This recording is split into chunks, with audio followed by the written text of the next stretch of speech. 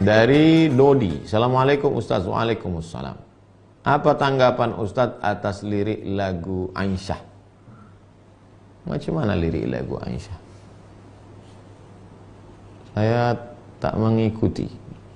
Kita cari dulu ya, lirik lagu Aisyah. Lirik lagu Aisyah.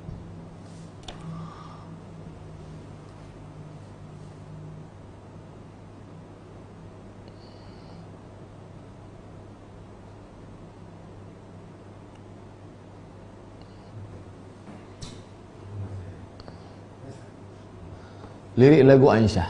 Mulia indahnya, tak pula. Mulia indah cantik berseri, kulit putih bersih merahnya pipimu. Dia Aisyah putri Abu Bakar, istri Rasulullah. Aisyah itu ibu saya.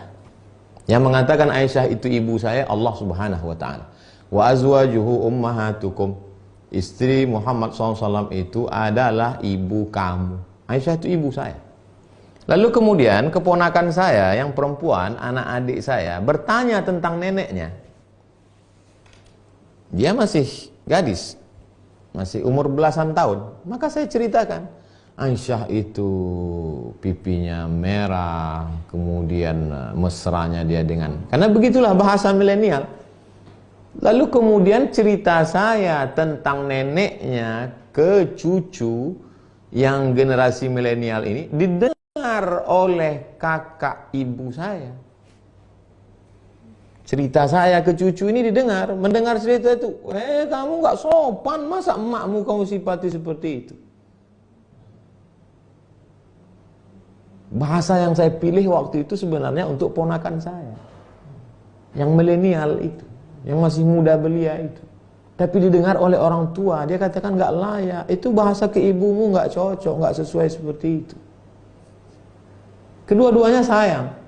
Saya sayang ke keponakan saya, maka saya pakai bahasa yang saya pilih, itulah yang sesuai untuk milenial.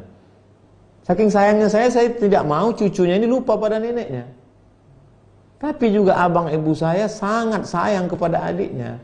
Dia tidak ingin kami menjadi anak yang kurang ajar, sehingga menyifati suatu sifat yang tak layak untuk ibu kami. Begitulah orang kalau sudah terlalu sayang. Oleh sebab itu jangan lupa, ketika pilihlah kata-kata. Alhamdulillah beberapa hari ini kan sudah ada syair yang baru. Tidak lagi menyebut Aisyah saja. Oh Sayyidah Aisyah, Siti Aisyah, oh Sayyidah Aisyah. Jadi sudah ada perbaikan syair. Walau la daf'ullahi nasa ba'dhum bi ba'dhin.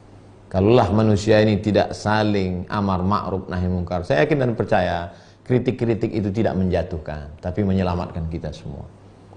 Maka bagi insan seni, jangan pernah berhenti, teruslah berkarya.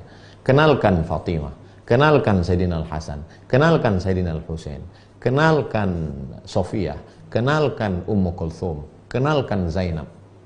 Dengan bahasa yang indah, pilihlah kata-kata, karena kalau tidak kita kenalkan, maka nanti mereka ini akan hilang dari anak cucu kita. Dengan bahasa mereka, dengan bahasa seni, dengan bahasa lagu, bilisani qaumi. Wallahu a'lam bishawab. Bapak Fahrul Razi, Ustadz, apakah Dajjal akan menghasut manusia sampai memasuki rumah-rumah manusia, atau hanya yang berkeliaran di luar rumah saja? Dajjal masuk tidak hanya ke rumah, tidak hanya ke kamar, tapi masuk sampai ke hati. Oleh sebab itu jagalah hati kita. Karena ada orang yang tidak keluar rumah, tapi menyaksikan action Dajjal, terpukau dia. Datang Dajjal. Dajjal menunjuk bumi. Ya ardu umbuti. Wahai bumi, tumbuhkan tanaman. Tanah yang kering kerontang menumbuhkan tanaman hijau. Dajjal menunjuk langit. Ya sama imtiri. Wahai langit, turunkan hujan. Turun hujan di saat kemarau panjang.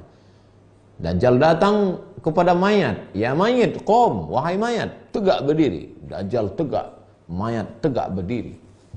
Lalu orang menyangka dia adalah Al-Masih. Ternyata dia adalah Al-Masih Ad-Dajjal. Dajjal artinya KW, palsu.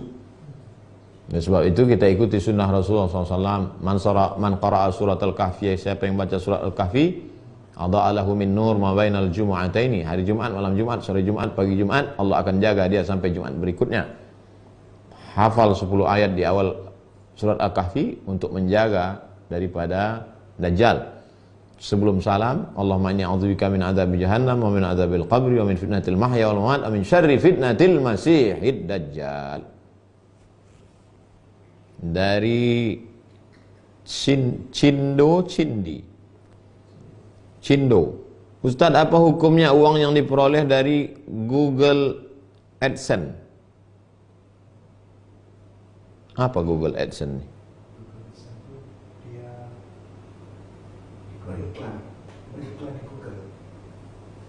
Saya punya produk, lalu saya iklankan.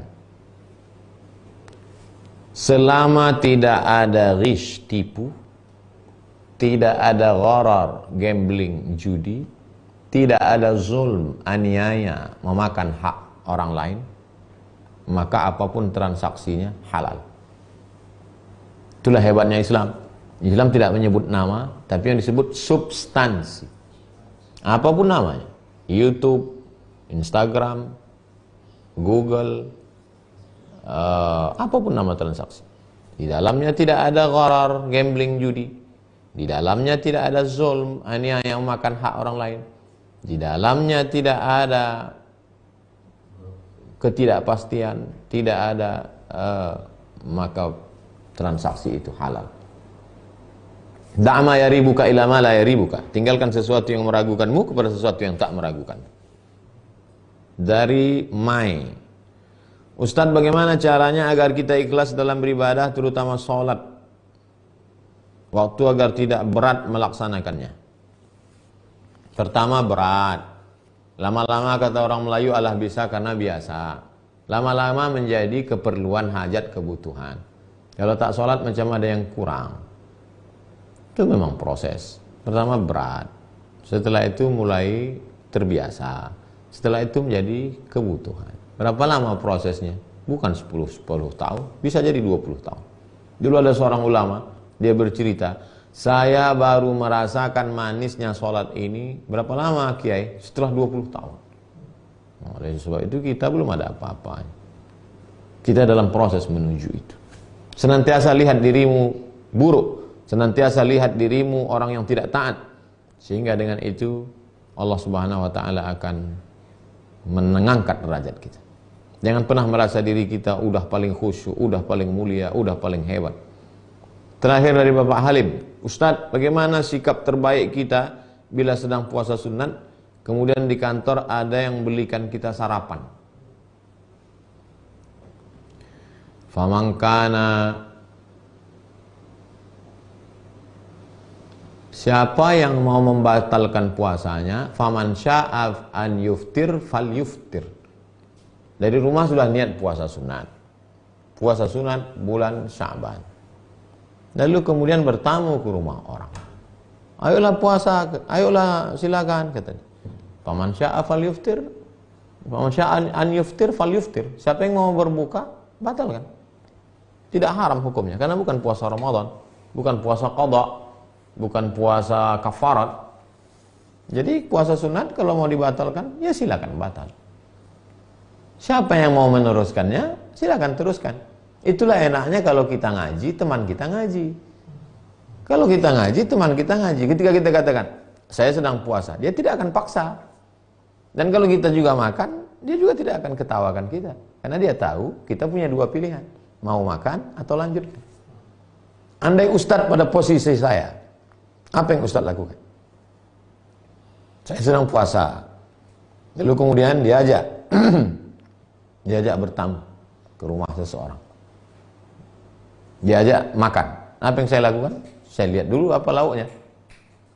Kalau cuma ikan asin batal puasa, sayang lah, eman-eman. Saya lanjutkan.